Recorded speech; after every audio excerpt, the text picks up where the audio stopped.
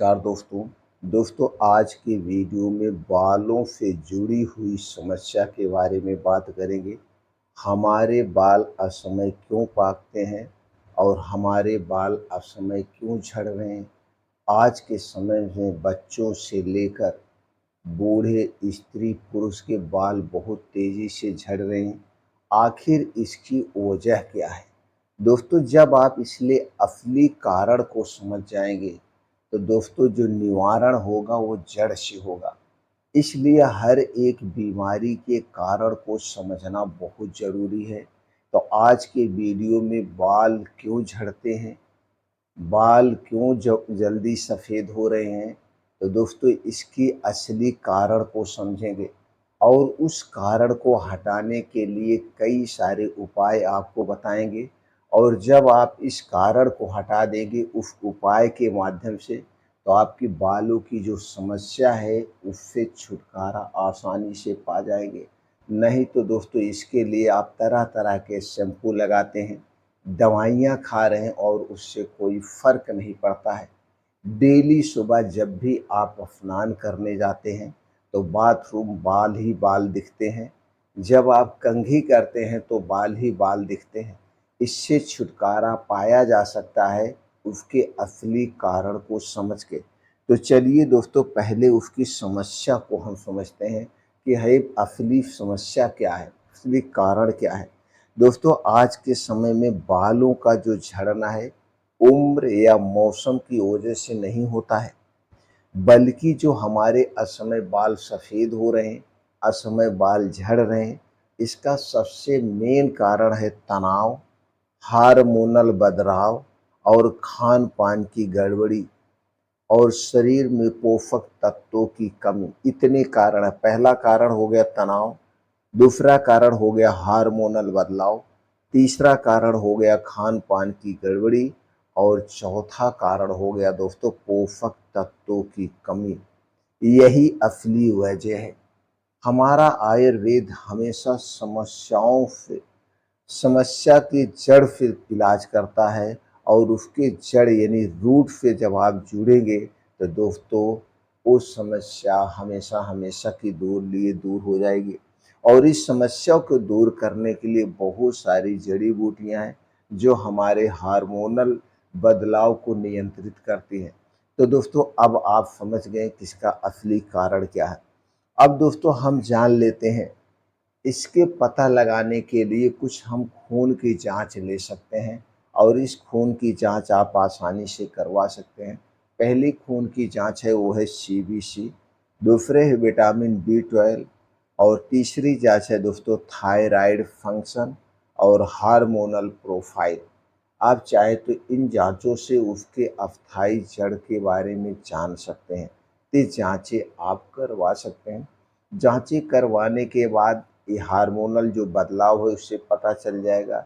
अब हम बात करते हैं दोस्तों तनाव। तनाव को आपको दूर करना होगा अपने हिसाब से।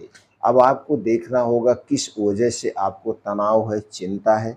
अगर हमेशा आप तनाव चिंता में रहेंगे तो बाल तो झड़ेंगे ही, इसके साथ साथ और सारी गंभीर बीमारियों के आप शिकार हो जाएंगे, जैसे दिल की बीमारी, हाई ब्लड प्रेशर, डिप्रेशन, नींद ना आने की समस्या से परेशान रहेंगे। तो इसलिए तनाव को कम करना है और इसके बाद अपने खाने पीने की जो दिनचर्या है उसे बदलना होगा।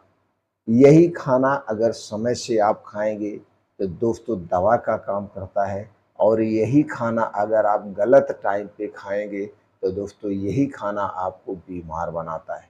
तो खाने की दिनचर्या अपनाइए। खाने की दिनचर्या क्या है दोस्तों? हमें 12 से 14 घंटे अपने शरीर को पूर्ण रूप से आराम की ज़रूरत होती, आराम दीजिए और 12 घंटे से 14 घंटे 10 से 12 घंटे आप आराम करिए। और दोस्तों जो खाने के लिए अपने पेट को भी रेस्ट चाहिए, उसे कम से कम डेली 14 घंटे का रेस्ट चाहिए। अब पेट को 14 घंटे का रेस्ट कैसे देंगे? इसे दोस्तों आपको प्रकृति नियम अपनाना पड़ेगा। प्रकृति का नियम खाने का हमारा क्या कहता है, यानी कि रात का खाना हमें सूर्य डूबने के पहले कर लेना चाहिए।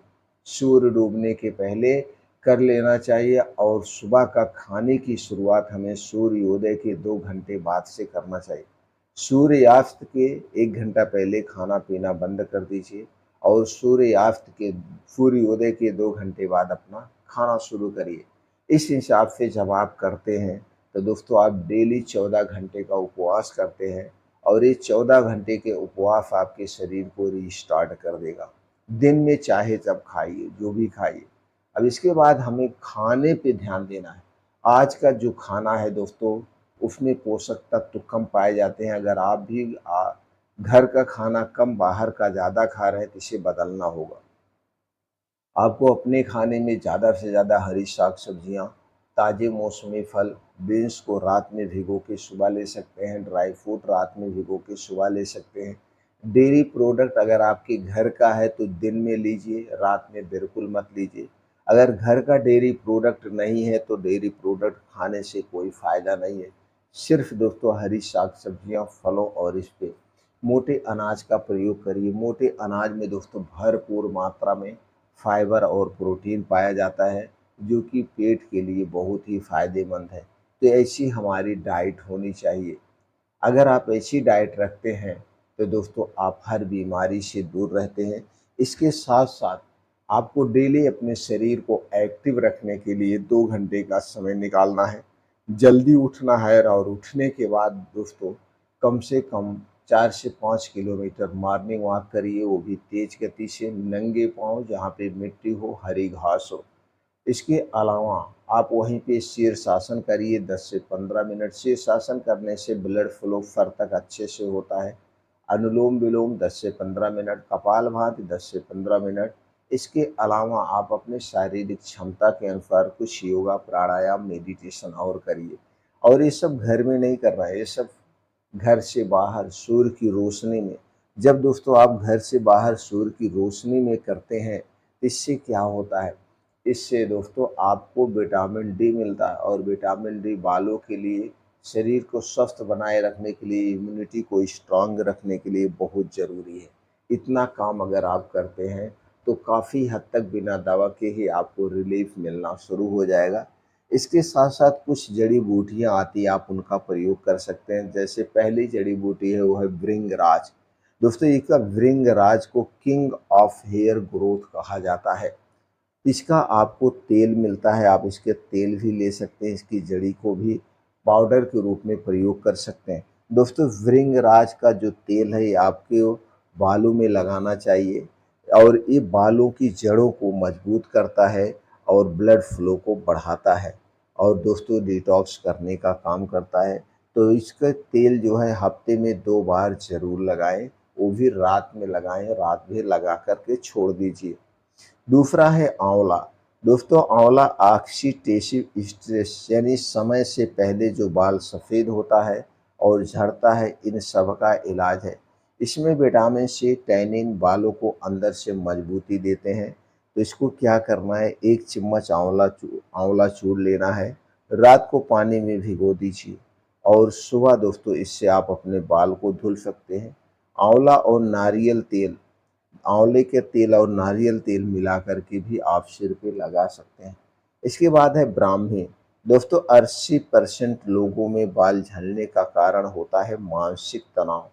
ब्राह्मी क्या करता है, ये नर्वस सिस्टम को शांत करता है और स्क्लैप से दोस्तों रिलैक्स करता है। इसका तेल लगाने से आपको आराम मिलता है, तो इसका तेल भी लगा सकते हैं और दोस्तों इसकी जड़ी को भी आप चूर्ण जो आता है उसे आप ले सकते हैं, इसका हेयर पैक भी बना सकते हैं।